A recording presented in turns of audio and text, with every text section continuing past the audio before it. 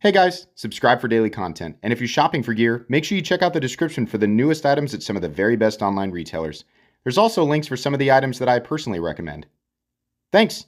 What's going on YouTube? Metal Complex here, and today I've got another interesting knife review / knife overview to share with you guys. This is the new for 2023 Kizer Sheepdog button lock. So we've covered and yes, it does have a little metallic ting. It's really cool. We've covered the Kizer Sheepdog in many forms on this channel. I love this knife, but there is very specifically one version of it that I think is the very best for EDC, and it's this one, this shape here, but only recently did they add the button lock to it, which in my opinion makes this knife even a little bit better. Now, they make a giant one and they make a mini one, and the mini one's okay. The giant one is kind of comical, right? And some of them have flipper tabs and some of them have the opening hole. I think the opening hole without the flipper tab is the best version of this because it opens up all this room for ergonomics. So having the button lock on here, in my opinion, just makes it that much better. And the price on it is very, very good. I will link this and all of the other forms of the Sheepdog right down below in the description. If you've never checked this knife out, it comes in a lot of forms. So definitely check it out and take a look. This is a fun one. Thanks so much to Kizer. Oh, it does help my channel when you use those links, by the way, but that's entirely up to you. Thanks so much to Kizer for sending this in. Thanks to my patrons for supporting me. And please make sure to follow me on Instagram at metal_complex. So let's go ahead and get a measurement. This is largely going to be the same as the other review. There's just one different element, so we're going to speed through this as fast as possible. The overall length is coming in at 7.75 inches. The blade length, depending on where you measure it, is about 3.5 inches, right? A little less right in the middle, something around there. The cutting edge is about 3 inches thanks to a large choke up position right here. Let's go ahead and do some size comparisons. Any custom scales that you see can be found down in the description under Original Goat and others, up against the AD10 and the AD20.5. Much closer in overall length to the AD20.5, but the blade is much taller, giving the knife a full-size presence for sure. How about up against the Spyderco PM2 and the Spyderco Para 3? It's kind of in between. Blade again, taking up most of the room there between the two knives. And then finally, up against the Benchmade Griptilian, or in this case, the Ritter Hogue and the Hogue Deca. Very close in overall size versus the Hogue Deca, but definitely it feels more about the same size as the Ritter Hogue because of the size of the blade. How's the action? Very good. We have a little bit of stick, which is actually okay. I tested this with gloves before the video, but I'll test it. I know that makes people cringe when I don't use gloves and I do this. I know that these button locks are fine, and usually when there's a little bit of stick, it's a good indicator that there's enough, material keeping the locking system from failing. Button lock knives, I've had more failures on this channel than anything else, so I test them. It's like all of them. I have had much less failures with literally every other locking system, but not every locking system needs to have the absolutely overkill strength and reliability of the cold steel triad lock. The reason I'm saying that is because anytime the word lock is uttered on Earth, at least 300 to 400 ravenous cold steel fans sprint from every direction to inform you that they own a cold steel knife with the triad lock, and it is in fact a superior lock. Thank you. we get it. I do too. I love you just saw one, right? I love it, but it's overkill. As long as something like this, can withstand, a little bit of spine pressure. We don't need to be beaten on it with a sledgehammer, and then still function. And you gain the benefit of the ease of manipulation and just the simplicity, the functionality of it. I think that that's fine. So there you go. The actual pivot action is also very, very good. And I want to stress here that this one, while it does have lock stick, it's very minimal and will likely work itself out. But the blade falls shut, and it does not have any drag or anything like that. I mean, no matter how hard I push it, it's still just sort of, free falling. So that's great. The action is fantastic, and specifically on this Sheepdog knife, with this blade shape, which is so tall, and the position of that opening hole and the size of it, it's just super duper easy. I mean, this is like Spyderco levels of ease of manipulation, and I just love it. So the action is great. Carry profile. Thickness up against the Spyderco Para 3. Really not all that thick, just slightly thicker than the Para 3. Length and height up against the PM2. And the Para 3, you can see here, this is a tall boy, but no longer really than the Para 3. And honestly, the maximum height is about the same. Maybe just a little taller right in here. Not bad. It's going to be similar it's going to be like carrying something that's right in between the size of the PM2 and Para 3. Exactly what it looks like. Let's go ahead and do a hardware check. I'll get out my tools as per usual. My tools are very inexpensive and very recommendable. You can find them right down in the section of my description that talks about the tools I use on this channel. This one here is going to be a T8, I'm almost certain. Yes. And did they do it? Oh, they did. T8 on both sides. Wonderful. Thank you, Kizer. And then T6 screws for the clip. No big deal, right? Now this, is it, wait, does this have another clip? Hold on. I just realized that the clip actually bends one way. Okay, that's weird. So if you take this pocket clip off, you can see here that this clip curves towards the spine of the knife. So if you can imagine with me, if you flipped it over to the other side, it's actually going to curve towards the handle.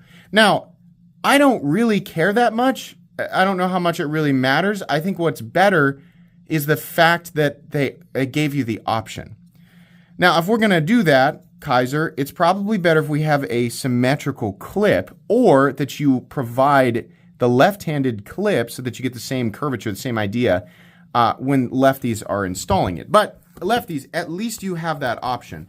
And for everybody, we have very easy disassembly and maintenance. They have made this as easy as possible on us, so that's really, really great. I honestly can't remember if all of the Kizer Sheepdogs have T8 screws. Either way, good stuff. Okay, let's go ahead and weigh it. We're looking at, for materials, we are looking at micarta. We're looking at 154 cm, which is great, and then we have a nested steel liner. They also make this knife in aluminum, this exact same thing, but they make it in aluminum. I think it's $10 more. But this micarta version is coming in at 4.16 ounces, right? Which is not quite a 1-to-1 ratio when we're talking about blade length, but still not bad. I don't personally have a problem with that, but you know, just, I guess, do with that information what you will, compare it to what you're used to carrying, and then gauge it for yourself. Let's go ahead and measure blade stock thickness here real quick. Sorry, I'm turning around looking at my toolbox here, making sure everything's where it's supposed to be today, which it is. Blade stock thickness coming in at 110 thousandths. Wait, yeah, about 110 thousandths, which is nice. It's really a fairly thin blade stock. All right, meat and potatoes time. What can I say about this knife that I haven't already said? Really, the ergonomic profile of this thing is just awesome. The slight contouring of the scales and the edges being knocked down. The fact that this is micarta means really no edges that are bothersome. And man, that choked up position on this knife is wonderful.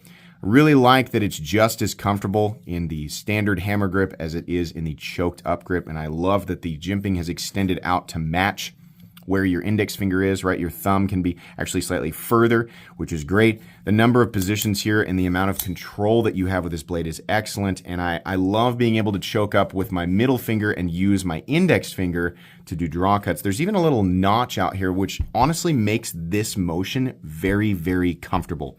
And it feels good and it feels safe because there's a distinct peak right here, and then the sharpening choil, and then the cutting edge, which means you are very unlikely to run your finger up on this blade. This is a super duper utilitarian blade, and the cutting edge is nice and thin, really, really thin. This is going to be a fantastic performer. There's enough of a tip there that you can still puncture if you need to, but just a day-to-day utilitarian folding knife that has a taller blade that's very easy to manipulate, right? You know, I haven't had this in a while, but I used to get all the time. Why not just carry a box cutter? Mainly because it's boring. It's not because we don't get it. It's not like we're like, oh, should I spend $5 on a Husky box cutter, or, $90 on this? It's not like we have trouble understanding the cost to utility ratio. It's because those are boring.